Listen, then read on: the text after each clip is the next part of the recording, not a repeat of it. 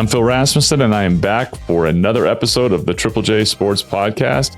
I'm excited to introduce today's guest. Had to wear a little purple, I guess, in honor of the Sacramento Kings. Al Biancani, the longtime Sacramento Kings strength and conditioning coach, longtime family friend, played many a round of golf with Al over the years. And in between those rounds of golf, he was helping make the Sacramento Kings strength and conditioning program run and be a pioneer within the NBA itself. Our conversation covers a lot of great stories during his time, including his experiences with a lot of the Sacramento Kings teams that were challenging for an NBA title. He also had a run where he was over in China, and we dip into that a little bit. His time with the Sacramento Monarchs. He got his foundation and his start as a track and field specialist that then became basketball, football, baseball, you name it, for all of us that we're trying to get the most out of our God-given abilities and stay strong during our careers. Al is not only a great guy with lots of great stories, but has lots of wonderful insights and wisdom.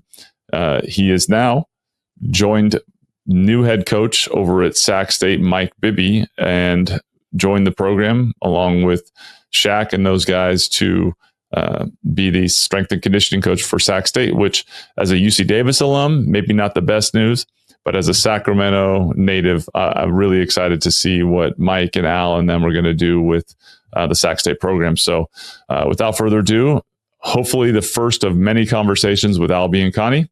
Hope you all enjoy. Welcome back to the Triple J Sports Podcast. I'm your host, Phil Rasmussen, and here with today's guest, a legend in the strength and conditioning industry, a longtime strength coach for the Sacramento Kings, current strength coach for the Sac State Hornets, a rival of my UC Davis alum, Mr. Al Biancani. Al, welcome to the show. Well, thanks for having me, man. It's great to have you, man. I'm not sure I'm used to you in the green yet, but we'll have to adjust here. It's all right. Eat your heart out.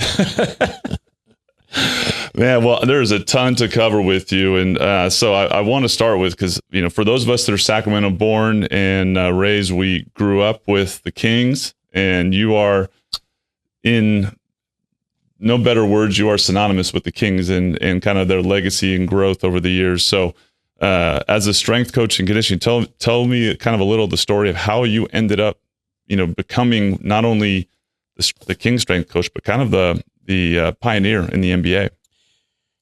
Well, I was the second strength coach in the NBA. A guy named Rich Lottery beat me by 6 months. So I had a health club out on Bradshaw Road, and a guy named Max Miller said, "Hey, I don't know about anything about weight training. How about training my kids?" So I started training him, and then the Kings came to town in 1985.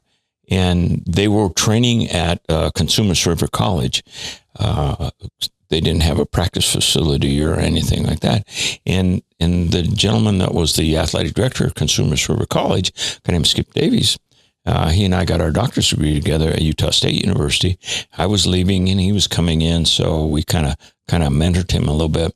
And there was a guy named Franklin Edwards that had hurt his foot, and they were going on a long road trip.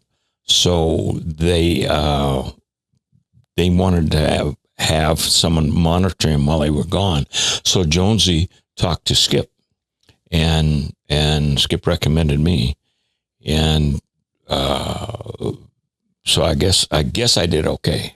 Franklin, I still talk to Frank still. He says, "Man, I used to sit out in front of your place before I had to go in, and I just pray that I'd get through the workout." And this brother could sweat, boy. I mean, wow. Anyway, so that I guess I did a good job. And then they asked a guy named Derek Smith had a bad knee, and I was because I was a physical therapist in the Navy. So, can you do some rehab work with him? I go, okay.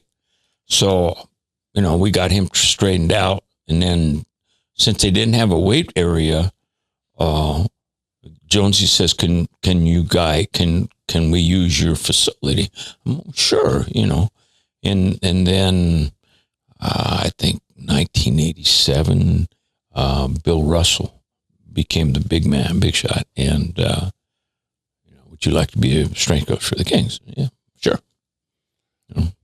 Great. So Bill Russell was the hiring decision. Right. And you mentioned Jonesy, Bill Jones, who was the athletic trainer for the Kings. And definitely, as a Sacramento kid, I've always considered myself pretty spoiled because I got to spend a lot of time as a kid in that environment, thanks to my dad's business, Athletics Unlimited, selling the tape and all the training apparel. And it sounds like going back, you were instrumental in connecting that relationship early on too. Well, the first thing I did when I got that job was I got a hold of your old man, me and my buddy.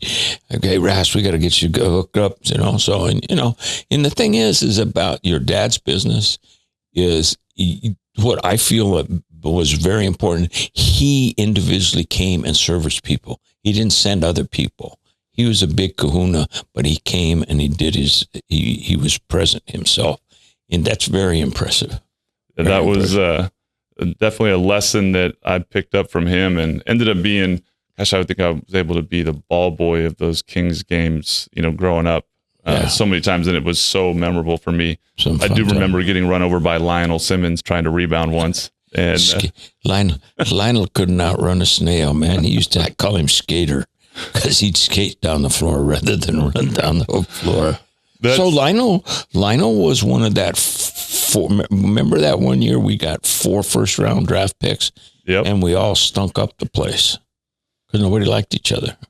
Yeah, Lionel and like Dwayne Coswell, Wayman Tisdale, all those guys. Remember that. So Wayman, if I may. Yes. So Tizzy, him and Antoine Carr stayed one summer, and Tizzy would come in, man, I'm tired. I've been in the studio.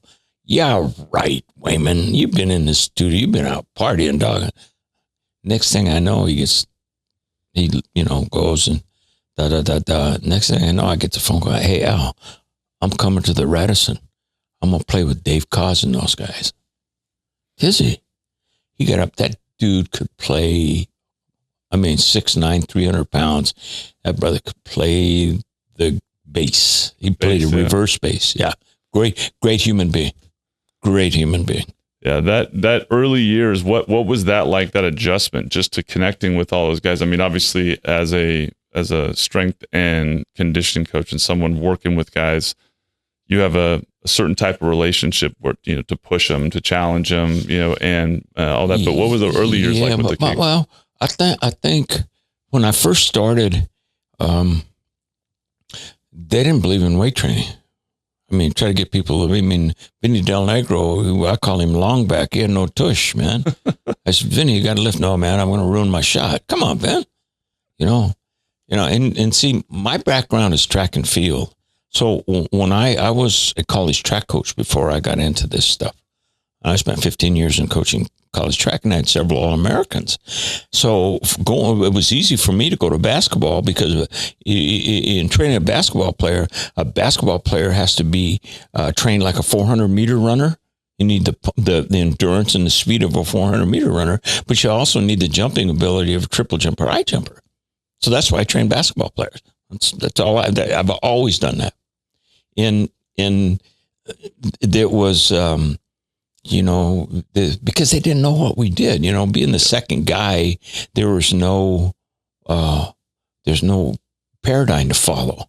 It was like, and it didn't really start coming up lifting until college kids came in. Where's the weight room? Let's lift. Where's the weight room? Where's this? Where's that? And they found that it reduced a lot of injuries, and it makes you a better athlete. Yeah, the explosion and for so sure. As you were kind of adjusting and building out that routine and getting to know the guys, what from a just behind the scenes perspective, what was it like being preseason summer workouts and then in season workouts and then being around guys at the NBA level with all of that kind of in its, I would say, early evolution stage in the NBA? Well, the thing that was cool for me is because I started and they didn't know salaries. So they said, so you can do your private business here. So I would have NFL players and like Greg Vaughn, I trained Kenny O'Brien, and all those guys would come into Arco. So they'd be hanging out with Mitch and all those guys. So them seeing me, I trained a bunch of professional, I'd have boxers there, NFL guys, pro basketball player, blah, blah, blah, and they all would train together with the Kings. So I think that helped my legitimacy. If, okay, this guy got this guy, that guy, this guy, that guy, okay. And then eventually, as they started lifting and stuff like that in college, we started doing more stuff, and the in-season was maintenance stuff for kids. Maintenance stuff. And I was just going to segue into that too, the idea of, being able to interchange between sports and you worked out basketball, baseball, football, all those. What do you think, for you is obviously training muscles, specific movements, So here's my thing. Okay. My job and my whole goal is make you a person a better athlete. Bottom line, I'm not going to teach you football. I'm not teaching you basketball, but I'm damn sure going to make you a better athlete. 15, we're going to do core work. We're going to concentrate on core work. Their center of gravity is 2 inches below your belly button. You got to move. You got to jump. You got to disturb that. Okay. A lot of people do Olympic lifting. Okay. I'm a total body balance guy. I'll do hang cleans, but I'm going to balance your body out muscle wise. Okay. I have always been a hamstring and glute guy and a single leg guy. And I don't have any, in my whole career, I've never had any pulled hamstrings, and still today you get people, well, we do this, we do that, but you ask a strength guy, okay, you're going to strengthen this guy's biceps. You want to build this guy's biceps up. What you going to do? Oh, we got to use dumbbells. We got to do this or that. Guess what? Your hamstrings are your bicep or your lower body. So why wouldn't you do that? And scientific study shows that if you do an RDL, you're only getting about 30% benefit for hamstrings versus doing an actual leg curl. Wow. So the hamstring focal point, like all sports, universally. And hey, if you jump, you run, you sprint, got to do that. I've been doing plyometrics since 1972. After I got my doctorate, I went to work in a high school. I had a kid come in as a basketball player. Hey, I want to be a sprinter. Wasn't quite fast enough, but he could dunk a basketball. I'm going to make a triple jumper. Yeah. Well, back in my day when I was running, I was fast enough to get in. I was a lane filler for guys like Tommy Smith and Lee Evans. And, so I got to hang with all the high level guys. One of my guys at Oregon State, when I went to Oregon State, a guy named Darryl Horn, he was one of the top triple jumper, long jumpers in the world. So I texted him, I got a hold of him and said, Darryl, I have a jumper. Can I get some of the plyometric stuff you used to do? Because I got a jumper. He sent me, and there were pirated articles out of Russia and made an inkling. So plyometrics originally was called depth jumping. So I did that with the jumper, and the kid won the state meet. And I'm going, by God, we could do that with sprinters. So I started doing that with sprinters too. On times. Yeah. So I've been pretty lucky. I've been a pretty lucky guy in my life. Well, you made an impact on so many. I mean, your time with the Kings was, like you said, was kind of the connection, but you've worked out athletes, from anyone connected to Sacramento in some capacity has worked out with you for, as long as I can remember. Staying on the Kings for just a little bit here on the, talk about the early years of kind of getting that front row center evolution of the Kings, like you mentioned the early years as they moved here, kind of the Mitch Richmond era as they were building and growing. What was, kind of that era, like any memorable stories with that group from? Yeah, I mean, guys like Harold Presley still, we got a lot of guys, ex-Kings that live here in Sac, man. It was a growing process. The one of the issues I think is we went through too many head coaches. I think in my time there, I was lucky enough to go through 9 coaches. That's a lot of people in 18 years. That's a lot of people, and one of the things that I remember we were talking about is them getting four first-round draft picks. Those guys didn't like each other. They would not speak to each other. So who were the 4 first-round draft picks too? It was Lionel, Travis Mays, Kazi, and I forget the other guy's name, but he didn't last very long. They didn't speak. They went in, got dressed. Webb and those guys, we'd get done. Hey guys, we're done with practice. Would you get out of here? Loved each other. That's why we win. I mean, yeah.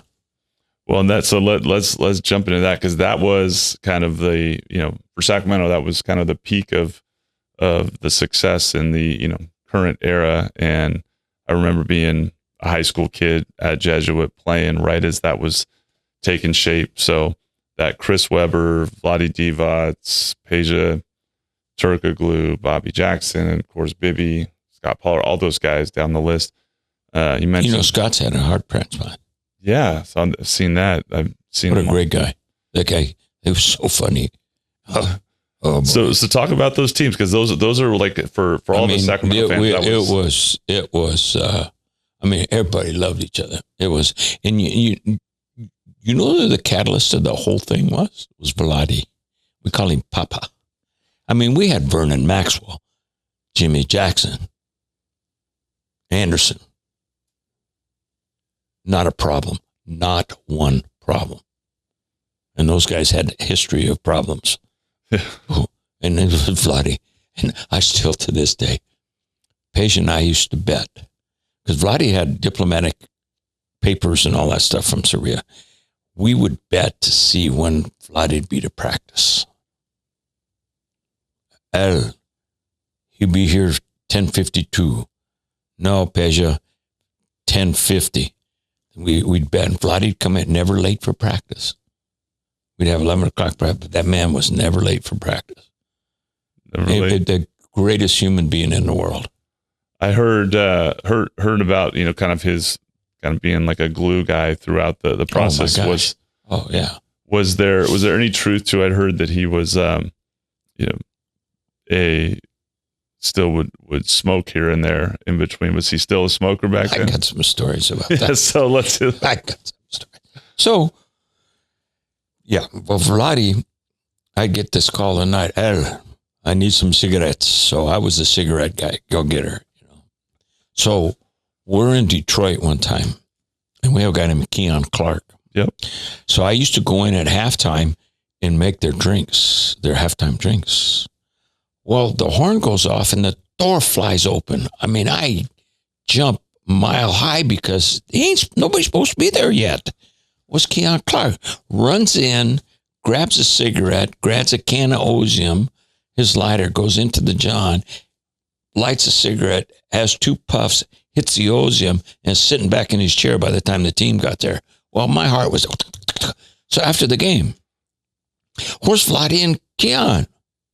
Well, guess who drew the short straw? Me. Al, would you go find him? I'm looking all over the place. And then all of a sudden I'm going, the bus was going and, the engine was on and stuff. There they are standing in the back of the bus, behind the bus, smoking a damn cigarette. But they had to stay warm with the exhaust. Dude, oh man, those guys loved each other. I got another Keep war going, story. Yes. Well, they used to gamble all the time. So we're going into New York and we stay at Trump Towers. Vlade says, Bobby, because Bobby lost $68,000 to Vlade in Tonk, a game called Tonk. Bobby, you walk off playing wife beaters, underpants, socks. I take 34,000 off. Here comes Bobby off the plane. Wife beaters, underpants, and socks. And the wife beaters and the underpants were white. And Bobby, and Adamant was cool about that kind of stuff, So everybody was just cracking up. So we drive up to Trump Towers, and normally there were only a few people there. Well, all of a sudden we drive up and we have to park way away. So that means everybody had to walk. So somebody snitched and said we were coming. Bobby You walk in the reception, wife beaters, underpants, socks. I take the other 34,000 off. Now we're walking into Trump Towers. And the poor lady at the front desk had her head down, looked up. I mean, that's how much fun these kids loved each other. That's why we won, you know? Because nobody gave a darn who started, how many points anybody got. They just love playing together. Love playing and hooping. Oh, man. Was that, I think that's always one of the key things, right? Is that the chemistry with it. And There's no question. So heard some stories recently in that early window before Mike joined the Jason Williams era when he was, because he seemed like a character. I started Jason playing golf. Jason was crazy. Yeah, I could tell you Jay Willis. So yeah, I would love to cool hear. He's got some funny stories. Oh boy! So this guy could do passes.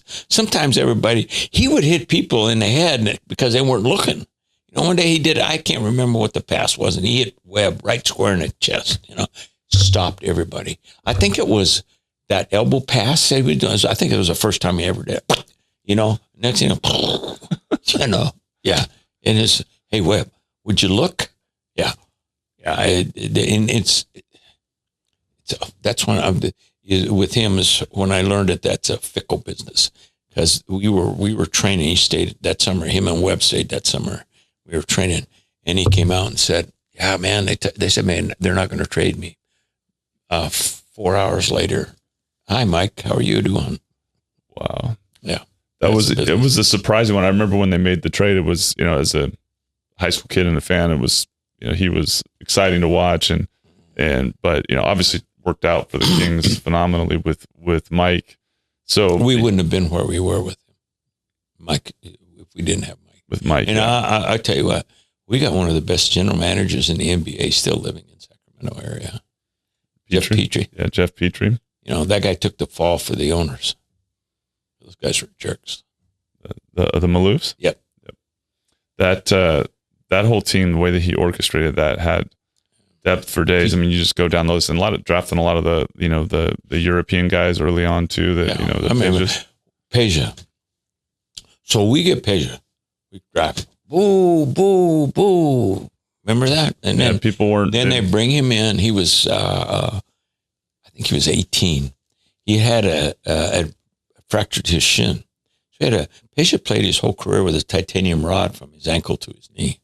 So they brought him over from Greece, and Peja spent the whole summer with me. So I watched him grow from an 18-year-old to 19-year-old, and he was something else. Just absolutely. I remember. And he would bug me, let's go shoot threes. Okay, Peja. Getting to watch some of his shooting workouts, after we lifted, don't think I've ever seen anybody make as many in a row as he would make. Peja one day said, I want to make 100 threes. Okay. Took him 114 tries, make 100 threes. He heard that. Remember Mahmoud Abdul Rauf? Yes. Chris Jackson? Made 180 free throws in a row. I want to make free throws. So I was doing this 2, 3, 4 slice. I was running out of paper. I'm going, Peja. Say to myself, Peja missed one. 256 free throws in a row. That's insane. Unbelievable. Yeah, there's definitely moments like watching Peja shoot. Same thing when we would, which we'll get into too, workout. I remember shooting with Jason Capono when we would shoot 50 at a time. Oh, and I remember getting kind of the wake up call of, man, I just finished my freshman year playing for Tark, shot it, super confident shooter. We'd shoot 50. He'd regularly make 47, 48, 49. Good round for me to be like 45, 46. Bad round. And I'm going like, man, I got a lot of work to do. And, him, Bobby, like a lot of those guys, just people don't realize when we drafted Bobby Jackson, he wasn't a shooter. If he went at Minnesota, if you remember, he wasn't a shooter. So that summer he came in June, and I started talking smack at him. He said, first day, man, you don't even know me. You're talking smack at me. I said, yeah, dog, I'm going to get to know you. And him and I, man, so him and Matt Barnes and I, we would do 500 makes a day. That's makes. If you missed 2 shots in a row, you lost a number. And we would do like 10 to 12 shots sometimes. Or let's say make 10. Whatever the difference was, the guy had to run the floor. I got my name cussed out a whole bunch. And Bobby and I used to have our own little routine before a game. Adelman didn't particularly like that, but Bobby, we had our own little warm-up routine that we do, and it was like clockwork. I used to tell Bobby, you got to back off, man. Relax a little bit, dog. So that's a great, piece to go into deeper. You mentioned Bobby and Paige. I mean, the relationship you form with these guys as you're spending hours upon hours with them. What, for you, like, did you enjoy most, during your time, with 99% of the time? 99% of the time. It was awesome. Just when we had to go. See, after 9/11, we had me and Pete Youngman, the trainer, Petey, and Manny and Rob. We used to have to pick their equipment, pick their luggage up, take it to the room. So we would get in, those dumb suckers would be out in the streets, and we're still trying to put luggage away. That wasn't too much fun, but it was what it was. Yeah, part of the job with it. But so Bobby, I remember Bobby being in the gym at Mesa Verde with a lot of the shooting workouts. What was the kind of for you being there when the Kings were I would say essentially upstart, struggling, hadn't made the playoffs. That first year that they made the playoffs was a huge deal. I remember being at the game with my dad. And then those years heading into playing Utah every year and overcoming with Webb. What kind of stories do you have from that window where it was becoming apparent that they were becoming a contender? And their locker room attitudes changed. We got a bunch of guys that didn't give a damn about how many minutes they played. Didn't give a damn about how many scores, what they scored or anything. In Adelman, I'd have to say Adelman was the reason for that because he was a player's coach. Fed them, the right kind of. And I'm gonna tell you, there's a guy named he's deceased now, but a guy named Pete Carell. I learned so much from him because you got a track guy coming in. I didn't understand a lot because I'd never played basketball. But I said, Pete, then I'd follow him around and I'd watch his drills he'd be doing with the kids, and then I'd copy them, break them down, and do them. For me, I'd look at foot placement stuff. A lot of basketball players take one extra step. They do a little jab step, and then they take off. Well, you're shifting your weight one way, and then you got to go that way. Well, guess what? How much is that in basketball? A lot.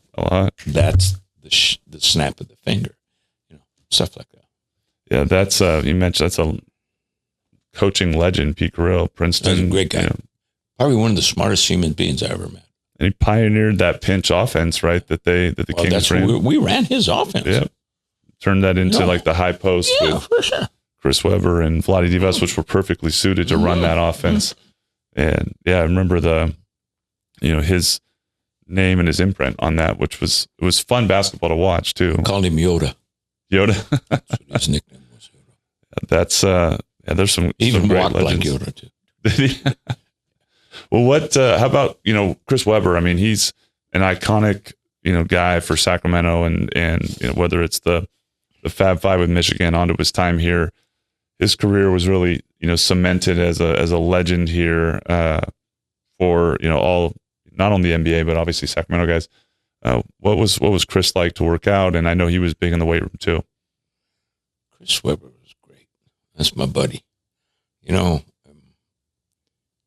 We had a great relationship. Chris was never late for any workouts with me. Did everything that needed to be done. And then when I retired, he hired me as his personal coach, which was cool. I mean, after I retired, then I go to China for 10 years and work with their Olympic program, come back, and then Webb is having his book signing thing downtown. I'm going, don't let him know I'm here. So he comes walking out. And we used to have a thing called panties. Yep. Pink, you can't say that stuff now, but back in it, Joe Klein's the first pink panty guy ever. Joe Klein is the original? Joe the Klein OG. Joe Klein is the original. And I don't know why I did it, but he made a smart ass comment. I was walking in the gym and I'm going, okay, I'm going to pay you back, big boy. Anyway, and Webb, see, what I don't know if this is a reason, but I treated Webb the same way as I treated a rookie. You got expectations, It's like, while we're working out, I'm not your friend. I got a job to do. And then after we're done, then we're cool. We're buddies. Well, I think I talk about it all the time, and knowing you personally and, for years, when you know somebody cares about you and wants to help you, you want them to challenge you. You want them to confront you, to push you. It doesn't work if you are missing that piece, but if you're missing that piece and you do it, you're going to have bad results. But when guys know that, hey, you're looking out for them, you want their best. That's the piece that's huge. That's old school. The new kids now, whole different ballgame.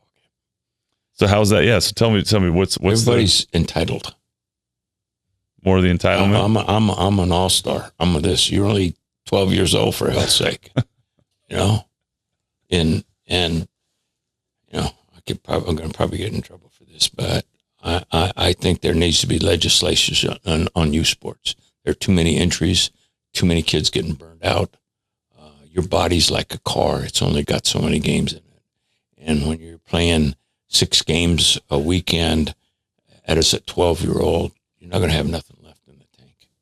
So I totally agree with. I feel like the first off, playing multiple sports, varied muscle movements, different, explosive movements. It's called cross training. It's called cross training. Like that from a hand-eye coordination, foot speed, all of that to me is, I think, super important for kids. But I also, I'd love to get your take, not only, and maybe the youth plays a part in it, but the, world today, like the NBA with load management, like that phrase, like what's your view is on kind of how that's evolved? And then some of the injuries that have happened, like the Achilles injuries are all of a sudden now happening everywhere. Here's my feeling on this Achilles stuff.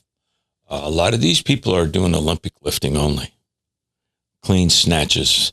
Okay. They don't concentrate on your calves, single leg calf. They don't concentrate on dorsiflexion.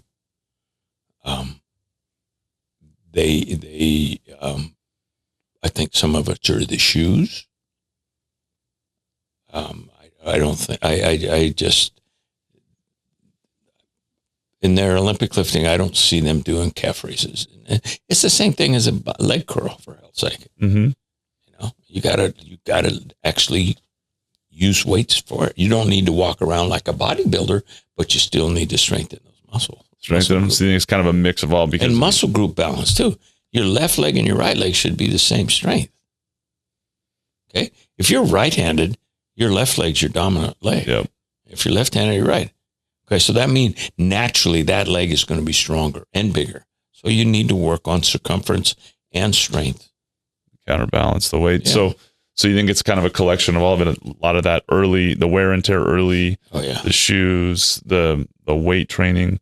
When you look at those, obviously Jason Tatum's, Damian Lillard's, Durant's was the original, but like the list of the guys that have had them in the way the injury happens, like watching it as a former basketball guy, that is just a normal, natural. You do that 100 times a game where you stop and you reach back.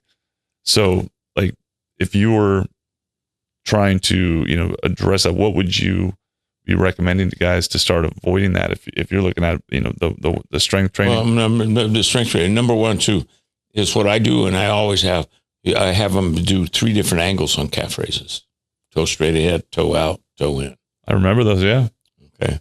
So that takes care of that whole muscle group area. and you got to be able to dorsiflex. You got to be able to flex your foot. And a lot of people. So when you're doing calf raises, a lot of times people only do mini ones. I even yelled at you about that. Get that heel to the floor. Dorsiflex. Get it up. Go all the way up. Don't do small range of motion. Because you're not doing small range of motion on the floor.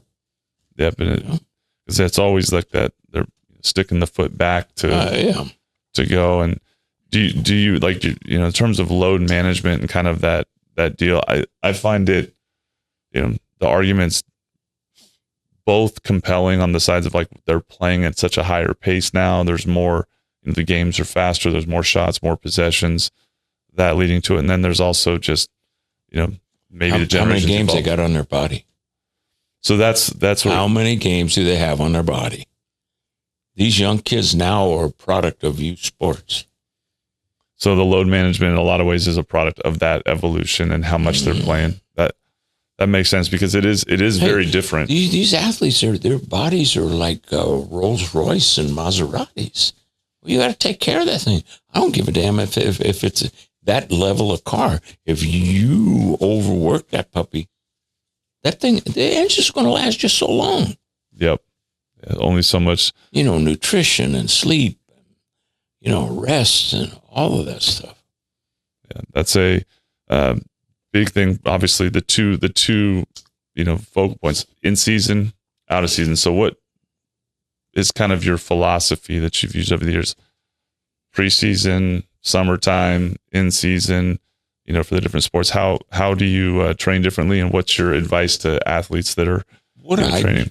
What I do is I train in a pyramid concept. What I do is you have 3 different muscle fibers in your body. One's for endurance, one's for speed, and one's for speed for 10 seconds. So as you start, you've got to have your endurance first. So you work on high volume rest. And as you go up the pyramid, the intensity goes up. Then the next phase, you go to a different muscle fiber, which would be more in higher level of intensity, but a longer rest. Mm-hmm. And at the top, it's 110%. The volume is very minimal, and the rest is long because it's 110. So as you go, in season's the top of the pyramid. Okay. Preseason is the middle of the pyramid. Off season's the lower part of the pyramid. The base. And so in that, let me pull the mic a little bit back towards you. There you go. So like the summertime as you're building up the muscle strength and the stamina, and that's obviously the time to kind of build the bodies. That's what I got to see a lot of during my career. In season, how do you handle like that maintenance and keeping guys sharp without taxing? And here's what I did with Mike. Is he played a lot of minutes. Okay, my thing, it's so interesting. I wanted mandatory strength training, and that I got that shot down. And one of the things that prompted me to retire, they came and says, "Oh, what do you think about mandatory weight training?" I've been here 18 years, and now you're asking me that? 18 years to actually introduce mandatory? Yeah. I'm going, wow. Come on, man.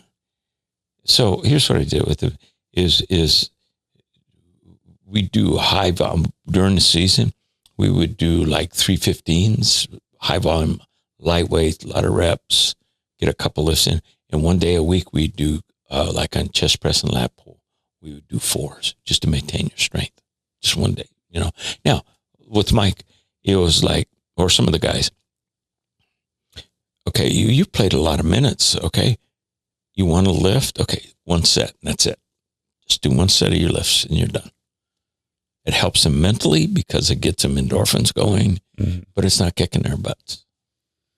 Keeping the you keep your groove on. Yeah, that's what I call it. Still feel yourself lifting that weight and controlling it. Has the evolution of like how in season training and lifting, like, is there a notable difference now versus back in the I don't 90s? know what they're doing now. There's probably fairly similar, but everybody's got all this, all this new gadget that good. I mean, all these things, but old school still does its J. Still has its place for it. Mm-hmm. So those, during those Kings years you mentioned, I mean, the summer times you're, for Sacramento athletes or anybody connected to Sacramento, what the hub in the summer was, working out with you, whether at the time I was playing Gold's Gym out off of, Gus Armstead. Yeah. And Gus and I go way back. He used to, a guy named Bill Neff was an agent, and Gus worked with Bill, and Bill would send these kids out. So Gus would basketball them and then send them to me to kick their butts. Yep. Yeah. And then we did that until I went to China to work, and then the China in there. And that's what I remember coming, finishing at Jesuit, get to Fresno, and then come back in the summer times. And it's, it's working, lifting with you, shooting, going and working out with Gus, playing in the Pro-Am. Yeah. And then just this hub of basketball guys that are playing overseas, Mike and Bobby Jackson and Matt Barnes and the NBA guys, Capono. That's where I met Bennett Davison and Lynn Washington, who they would go up and play pickup at UC Davis. That hub was kind of the spot for, athletes. And that was obviously basketball, but you had football guys. Yeah. Well, I used to train a guy named Greg Vaughn. Yes. Ovani. Zach legend. Yeah. So we would train, and we get some of these minor leaguers come in, and they start with this little pimp daddy shit. So Greg would say, let's go take a walk. They'd come back. He just set them straight. I love it. That guy was one of the hardest workers. Oh, he worked hard. He made, kind of put Sac on the map from a baseball perspective. Yeah. And him and Fernando Vina, that's right. Yeah. So what, for you, looking back on those times and that, because that from, speaking personally as a kid, was a two-sport athlete and certainly was pretty good at it. I was also a fan, so it was always really fun to be in that environment and be challenged and working out with guys that are already gotten to where you want to go and mixing in. How did you, kind of, when you look back at that time, as your impact on, athletes in sports and being able to create an environment of, like a melting pot of guys like that?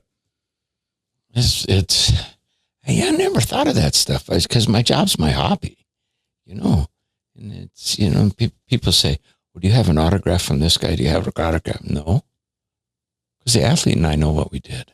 It's all I care. It was, like I said, man, I've been blessed in my professional career. I've been really, really, really, really, really lucky, Made a lot of impact on a lot of guys. And, you mentioned your hobby, and I know one of your other main hobbies is golf. And we've spent my addiction. Yes, your addiction. That, I think I would say 90% of the rounds of golf I've played in my life have been with my dad, and you're probably in a good 60% of those rounds of golf. Back in the day, man. Back in the day. And your dad and I used to talk more smack at each other. Oh boy. Yeah, that was it was fun. It always used to be fun for me to see, you bring out the guys, you bring out Brad Miller, Doug Christie. I can remember there's a lot of the Kings guys.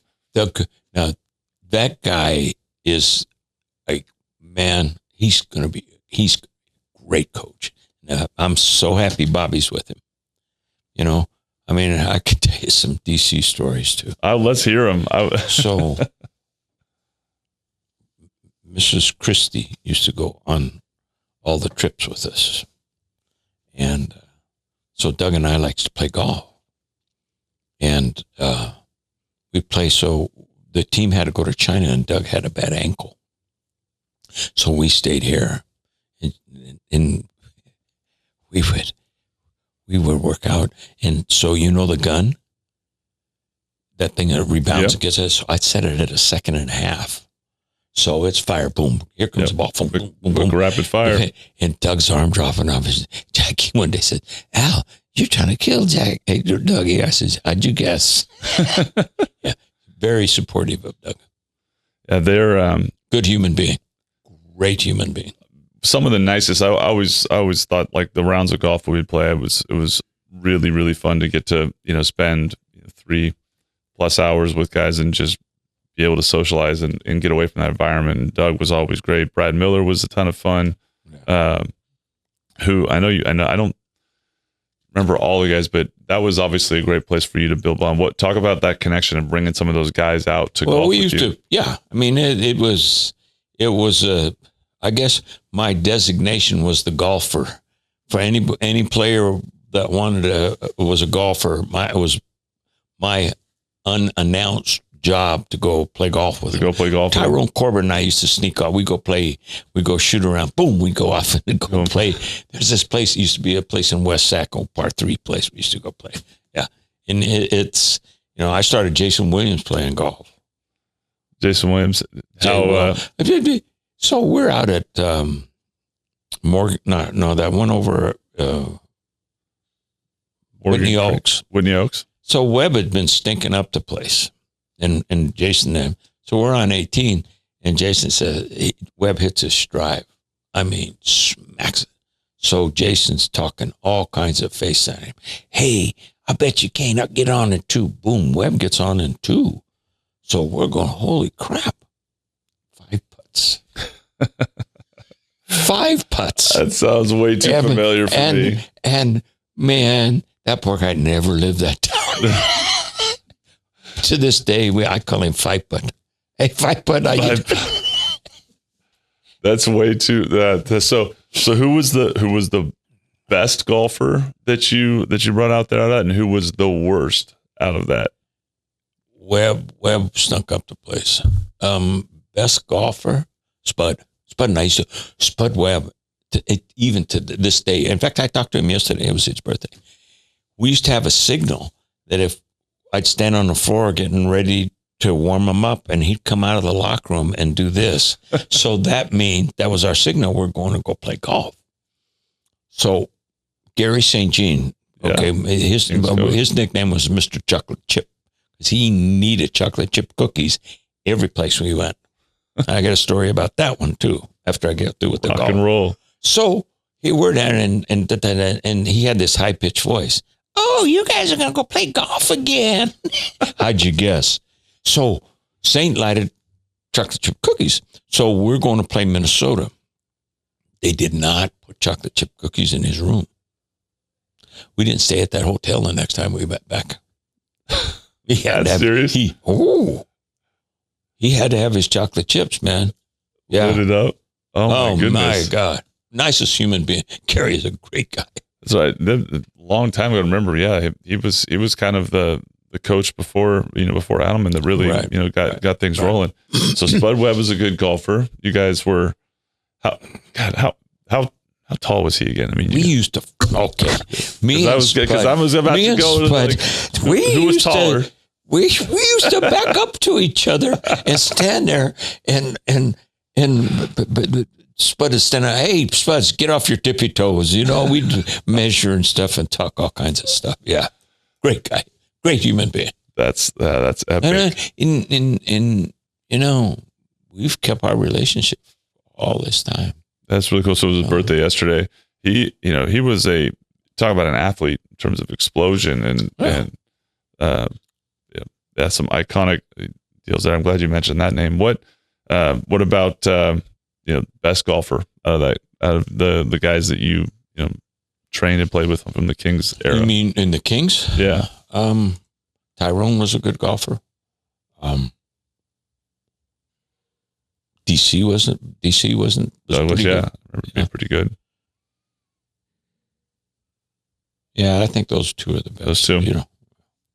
And as a kind of overall hobby, kind of keeping guys loose and all that, talk about like the locker room, kind of that environment. Some of the stories, things you remember from the years. Like there's to this day, the thing that I was lucky with is I talked a lot of smack at these guys. This I know. I love it. I mean, I really talk. The one guy says, well, how do you handle those big guys? Blah, blah. I says, well, back in the day, I could outrun any of them. I don't look like I was an athlete, but I was a pretty good sprinter in my day. You were a sprinter, yes, you were. And I also was a black belt in karate. So that I didn't know. How did I not know that? I don't announce that too much. But yeah, I fought in karate tournaments till I was like 30 years old. So it'd be a little, because one guy was messing with me one day and I popped him one, and the word got around. It's so, but and the thing is like I tell these cats, man, when we're working out, I ain't your friend, man. But also 80% of what you do is between your ears. So I'm going to mess with you mentally. When you're tired, I'm going to mess with you, because in a game, your opponent's was going to try to get you. Are you going to let him get you? Or are you going to tough it up, And like I tell all the basketball players, I'm training you for the last 2 minutes of the game. You're going to punk and cost us a championship? Or are you going to say, nay, I'm not going to let you do that to me, And you have to have fun. Yeah, enjoy it. Yeah. So are there any stories like during that, especially in the run, like the Western Conference championship runs, that era where they were so good and, really had kind of set Sacramento on fire? What do you remember about, like, were there any major games or road trips or things where some, really memorable things jumped out at you? When we got that screw job in Los Angeles. Yes, that was the biggest. Anyway. Yeah. Hey, as a fan, I was 100% right there with it. And we were going to those games. That one of my favorite memories as a college kid playing at Fresno State and watching the Kings during the heyday was Mike Bibby making that shot at Arco. And see, the thing with Mike is he wanted the last shot. Yep. Mike has iron cojones, give me the ball. I want the ball. And I mean, dude, you don't know how many shots we would do at a time. That guy, he liked to lift. I used to tell him, Mike. He's jacked now. He's been in the weight room. Well, yeah. His idol was the big old strong. I can't remember the guard's name, but he was kind of buff. And Mike, you can't do that. So, yeah, I remember he hit that shot. I was with my cousin who was playing football at University of San Diego, Eric, and we were in the upper deck. I think you got us tickets to that game, and we had been coming game to game, but turned and looked at each other. We were screaming at the top of our lungs. Couldn't hear a word because it was so loud in Arco. Those were epic times. But, you stop and analyze it. One person mentioned we missed 17 free throws. Yes. Yep. And we lost by how many? Yep. So. Definitely had opportunities, but so you mentioned that, like, that culture. I mean, as far as, what's it like, post game, pre game, when you're, home on the road, like, what do you Everybody's remember like most? when we're on the road, everybody with that good group of guys, everybody went together to have lunch or dinner or something. One thing I liked about Adelman is if we had back-to-backs, we didn't go to the gym. We would get up, be at the hotel, have a breakfast, and do our walkthrough at the hotel, and then the guys could go crash. So they wouldn't go to the gym, and we go by, but we would go half hour earlier than normal. Earlier than normal, yeah. And from a kind of post game and kind of in take us behind the scenes a little of those games when they're coming in at halftime, they're down, they're up, like. Who was the vocal leader within the locker room? Who did a lot of the talking? Who was... They all talked. They all helped each other out. All did? Yeah. We didn't have a yeller. We didn't have a screamer. We just had people, let's go. I mean, that team was so good. The guys that were on the bench could have started in many places. That's right. I was just going to ask you about Hito Turkoglu, obviously, and Bobby Jackson, all that. But watch some stuff with him. He seems like he's a really funny guy. Like, who's that, Hito? Yeah. Like, oh man. So when we drafted him, he moved over here, and I spent the whole summer with him. And he was the Michael Jordan of Turkey. I remember that comparison coming over. Yeah. Michael. Yeah. I mean, if it wasn't for Peja, he'd have been a starter.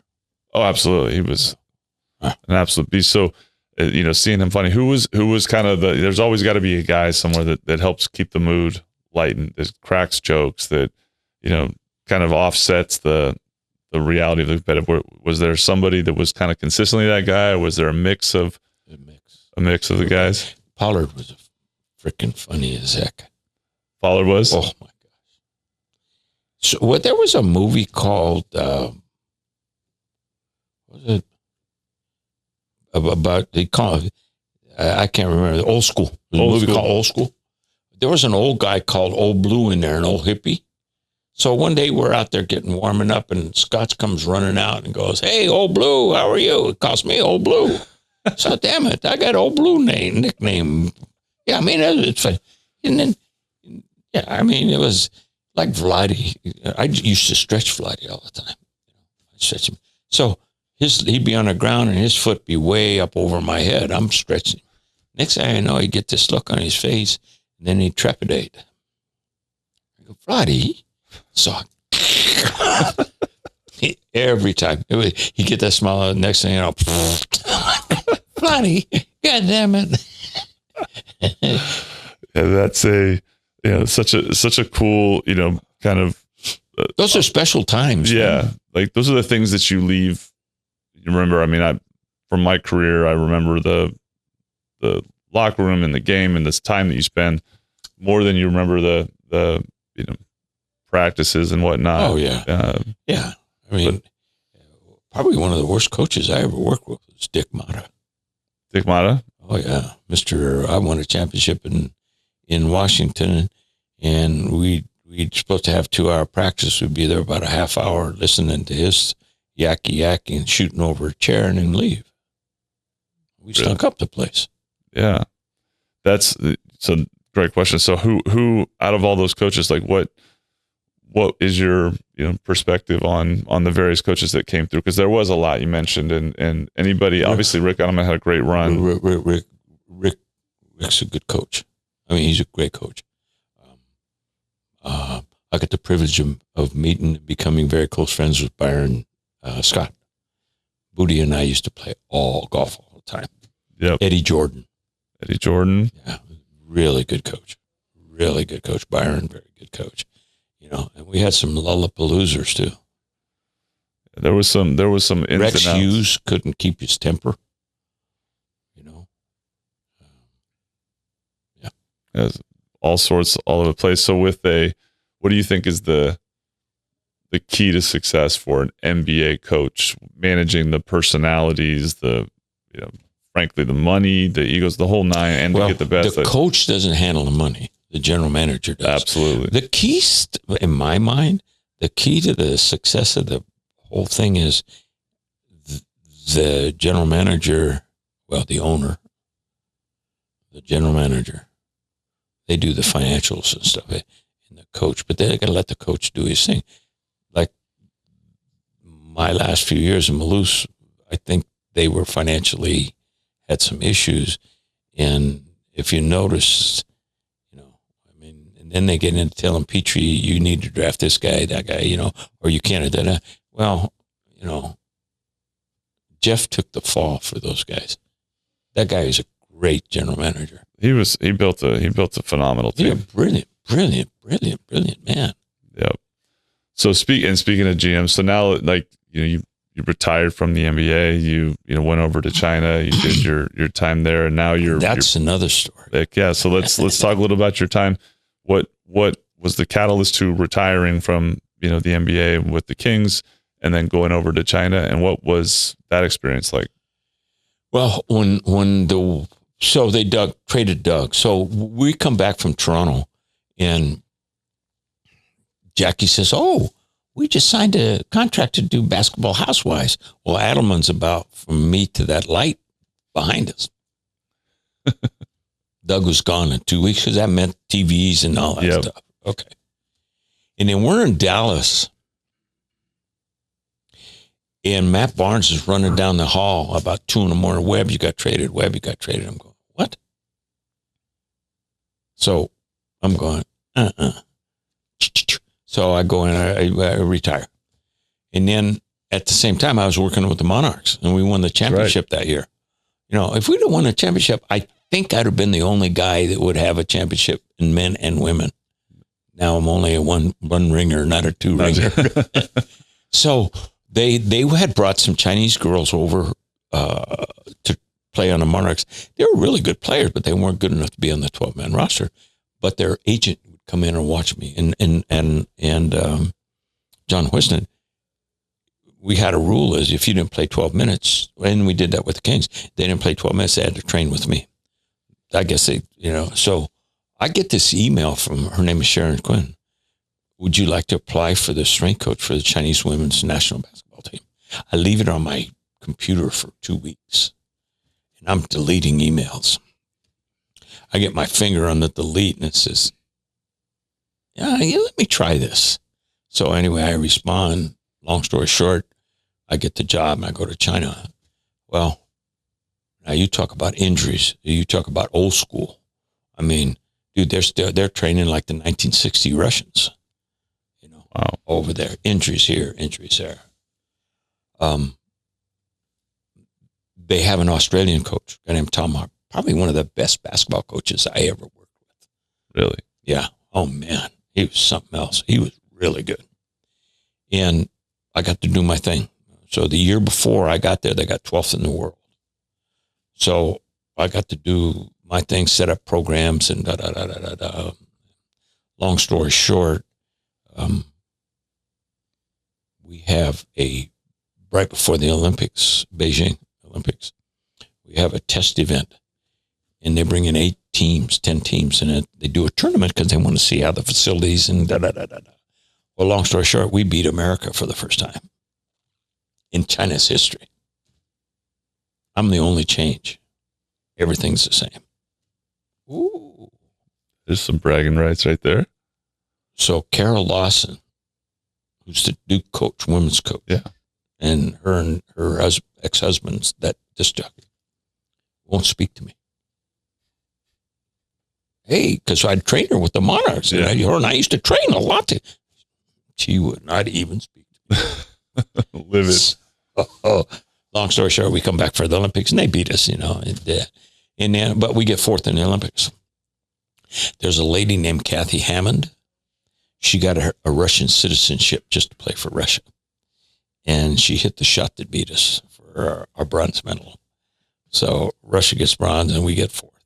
So needless to say, I wasn't too happy about that. Yeah, no doubt. But, you know, I spent 10 years there, and I loved it. I really did. Before I got there, they didn't have a junior national team. I said, man, you got these, because what over there is when you're young, they'll take you away from your family and you either go to a club or school. Well, you're going to train twice a day, 3 hours per session. So that's 6 hours a day. You got to go your lunch, you go eat lunch, and then you got a mandatory hour of sleep. So by the time you're done at night, you go back and practice 3 to 6, you eat. So where's your education? Education stops. So you're getting coaches with 8th grade education, because once an athlete over there, once you're done, you become a coach. Yeah. Well, that makes no sense, you know. So I'm going, okay, we need national coaches. We need to keep these juniors together. We need to keep this, you know, so on and so forth. So we got that going, and then I guess I did a good job. Then I went to a province because one of the assistant coaches was a provincial leader for basketball. And they have a thing called the China National Games over there. National Games? Okay. Oh, yeah. And that's big time. That's bigger than the Olympics. More money, more prestige if you win the Chinese National Game. Oh, yeah. So I went to a province called Liaoning, and I was in a city called Xi'an. And anyway, long story short, our U18 team won the national championship and set records that they'd never even made the finals. Well, we go and we just wear everybody out. I mean, you set records and so on and so forth. In one of the things, you know, I'm a core freak. Yes, you are. So I didn't notice the kids, but we were there before the game, and I didn't see them with their shirts off. and one of the couple of kids took their shirts off. I'm going, holy shit, look at those washboards. So I told the guys, okay, in the championship game, I want you to turn your jerseys inside out. And right before the game, take them off and flip them right. And everybody was washboard. Well, the other team goes, they couldn't keep their eyes off them. We whipped them so bad. It was, because it got to them mentally, you know. Fitness. Yeah. Yeah. And a lot of my kids are playing on the national team. In fact, the coach that I work with is the national coach for China now. Goa Shishang. Good buddy of mine. And when they came here for the summer league and stuff, I went and spent time with them. I sat with the Chinese team, not the American teams. Oh, okay. It's That's awesome. Yeah, you made made an impact on the training in that realm of like lifting over there. Was it a lot different, like the way that they they trained, like beat the hell out of each other, beat each other up? Yeah, but nothing but Olympic clean snatches and overhead press and all that. You know. So what I did is I'm a total body guy, and I superset upper body, lower body, upper body, lower body. So I made numbers, and I had names by them. You know, okay, 1 is chest press, 2 is single leg curl, 1, 2, 3, 5, 6, you know. So they had all those numbers. In I'm speaking in Chinese. It was interesting. I got over there, and first thing I wanted to learn to count. Then the next thing I do, I got somebody I'm working with them, and I'm counting silently in Chinese. I'm going, what? You know, in the head now. Yeah, I loved it over there. Great experience. Yeah, if I could, I'd still be there. That's awesome. That's awesome to hear. So but now you're back and enjoying myself. And I really am. And taking over the duties to help Mike Bibby and Shaq take the Sac State program that is ripe to kind of turn a corner and especially in the NIL world today with the transfer portal. So how did that come about? And Mike had said he wanted that job, and he'd been talking with Mark, and then there's a gentleman that helped, a guy named Steve Patterson, that helped get that stuff done. And Mike, the whole process is my nick. He calls me Sweets. He says, Sweets, if I get that job, you got to come. You make sure you come, and if it wasn't for him, I wouldn't do it. I'm 84 years old. Let me turn this off. I'm 84 years old. I should be retired, but I can't. My job's my hobby. You enjoy it between that and golf. That's what you do. So that's all I need to do. So he talked you into the job, and from a obviously exciting, like I said, I think it's cool. I mean, I'm a UC Davis alum, so Jimmy Les, yes, is an ex-King. Yep. So Jim and I got a bet. Because I was there when he was there, and then when he got the Bradley job, I sent him all the training, strength training and stuff like that. Anyway, long story short, so we got a bet now. Is whoever loses, the other guy has to take them to their country club and play golf. Pay for it. Hey, I like that bet. Well, I unfortunately I'm gonna have to stand on the other side of you on this one. That's okay. Let me tell you something. Back in the day when Jim Soker and those guys, I used to train a whole bunch of UC Davis guys.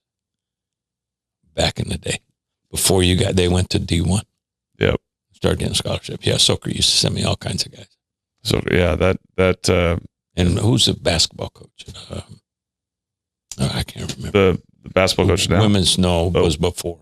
Oh, Sandy. Yeah. He used to send me girls all the time. Sandy, yeah, that I know. Sandy Simpson. That's right. And with when I initially I signed to play with Brian Fogel, and then ended up playing for Gary Stewart. I love watching. I mean, I want to have Coach Les on here on the podcast. Jim's as well. A great guy. He's been great. Like, I would have loved to have played for him. I think he's a player's coach, shooter's coach.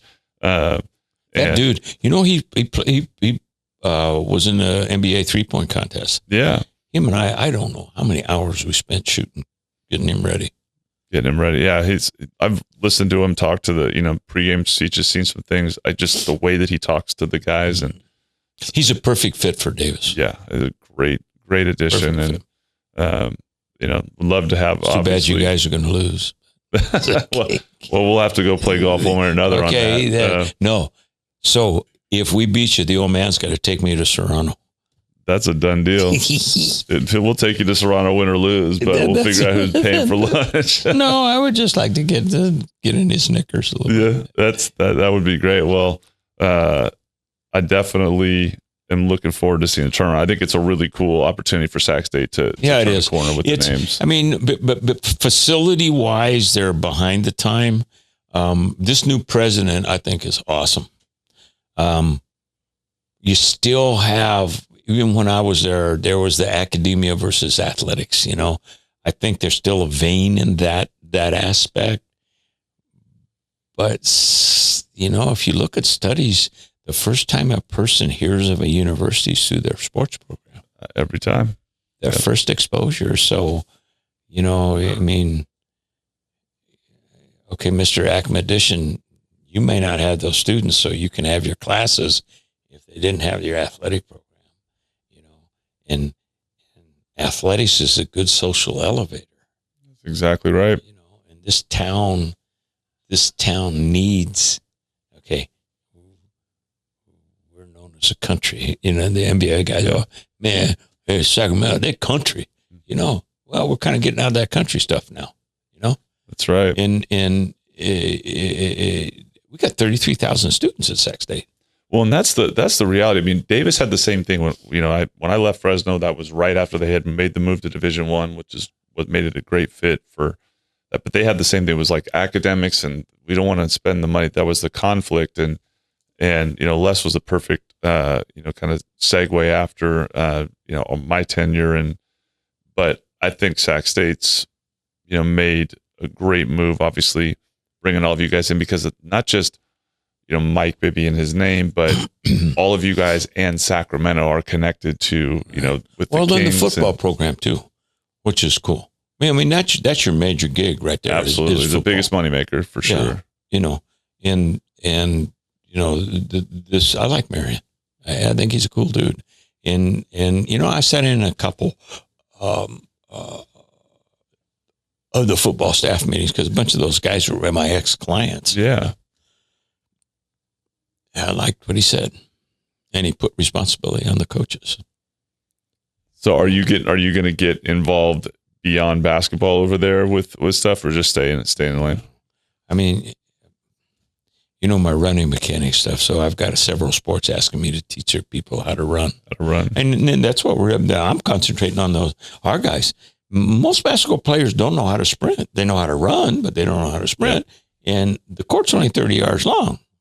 Yep. You're not running, so you got to get up and boogie. So I have that start ladder. Remember that start ladder? Absolutely. Part of their warm up every day, 5-step drill, 5-step drill, 5-step drill. That workout, just on to emphasize that point. One of the reasons I was always able to win when we ran suicides or called them championship sprints, I always won those. And a big part of it, I knew how to get off the line. Yeah. And transition and those workouts. And I just tell these cats, man, pump your arms 5 times as fast as you can, man, because your arms govern your leg speed. You clean up their arms. You can clean a person's arm action. That's going to help them get faster, even without strength training or anything, or learning. And then we clean your arms up. Now we're going to teach you how to accelerate. What I use is the standard transmission in a car: first gear, second gear, third gear, fourth gear. Those are your steps. So if you go from first gear to third gear, guess what? You're in a drag race. Your buns are way behind. That's right. And I tell the guys, I want you to shut down at half court and be waiting on people, not trying to go, hey, take my guy. That's right. Because once you're over and you're stop, your heart rate's dropping. So you're going to get less fatigue. You jack your heart rate, but it's only 10 yards, maybe, 15 at the max. Right. So get it done, So you're making the physical, skill set focus and the strength focus, become a part of the program. I've seen your posts on social media, which have been cool to see, bring back some memories too. So the Bibby getting the job was awesome. Shaq becoming the GM was like, wait, what? In the beginning, trying to figure out. So first off, how did that come about? And then given the battles that the Kings went through against the Lakers and Kobe Bryant, the late Kobe Bryant, and all that, to now be on the same team, you got to give me some insight into how that's all playing out. I don't know how. I think Shaq and Mike have really good relationship, and I think, in fact, Shakir was one of our first commits. So his son's playing there. Okay, yeah, his son's playing here. So, and I don't know how the GM stuff started with him, but I want to tell you one thing about Shaquille O'Neal. He's a down to earth human being. I mean, this guy's worth $500 million or more. You couldn't even tell. I mean, I pissed me off. He beat us, but that's okay. He's helping get a new locker room. He's going to help with our strength stuff. He's just. I think him and Mike are good buddies. Good buddies. So I've got to see at some point we're going to have to get a side by side of you and him standing side by side so we can take that, because that looks epic. But we were talking about this off camera. Take us back to the fight that broke out. There it is. This is awesome. We're gonna have to put this on in production. You're gonna have to text that to me. Okay. Yes, text it. We're gonna have to show the audience on that, because that's awesome. So take me back to a memory here as we're going. The fight that took place between the Kings and the Lakers, where you ended up. It was between Doug Christie and Rick Fox. Yeah, the epic fight between those guys. So it was because Fox was a dirty player, man. There was a lot of baggage on that heading into that season. But where you ended up, you had a Jeff Van Gundy moment in that battle. Well, we were going, so they got ejected, and Bobby told Doug, be careful, because our locker rooms were probably 10 yards apart, the doors. Yep. Okay. In the Staples Center. So we had, they went one area. So they were coming. Well, Doug, thank God, I looked up in there. Here comes Fox, and then with the next thing you know, here comes Shaq in there, and somebody, I think it was Fox, tried to sneak up under the bleachers and hit Doug. So I don't know. I hit him with an elbow strike right square in the forehead, knocked him back. I don't know who it was. I think it was Fox. Next thing I know, I'm pinned up against the bleachers, my glasses like this, and there's big old butt way up here, and I push him, and it's Shaq. Oh, sorry, coach. And then, there's a lot of bad blood. Yeah, that was. And then Phil Jackson stirred the pot. Phil Jackson stirred the pot. What?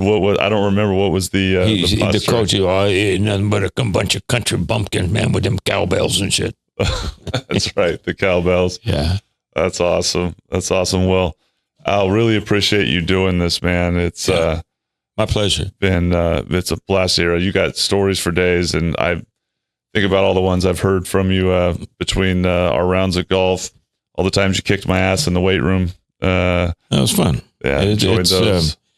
My whole thing is just trying to help people get better. You've been doing it a long time. 86 now? No, 84. 84. Hey, don't get a little bit ahead of ourselves here, brother. 84 and doing it. It's awesome. You're a legend in the industry, a legend in Sacramento, and more than anything, just been a lucky guy. Great person to be around. I always appreciated you. I know my family and I have been fortunate. I have to give my dad credit for being able to facilitate such an amazing relationship. Your dad's one of my favorite people. He's a hemorrhoid, but he's my favorite people. He's a good man. He's Pain a in the great ass, guy. but a good man. He's a great guy. So we used to, I got to tell you a story. Let's rock about you and the old man. And then so we're playing at Sierra View. And on hole 13, if you're in the back, there's this tree on the left. And the old man, we played a couple of times, he kept hitting it. And he hits this tree, and it goes it's on 14. He hits a tree, and it goes all the way back on the green on 13.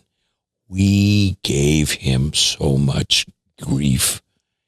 And, he couldn't say nothing. We were, okay, Ras. I thought you were going to go with the Acorn, where he and I played, and we were playing with you and whoever your partner was in it.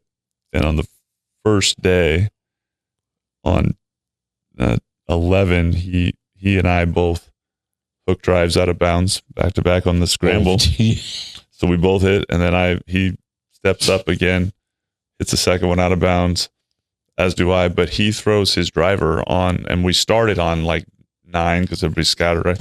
Throws his driver against that and hits the cement bench and snaps his driver. So we had to play the rest of the round. He didn't have a driver. I forgot that. Yep.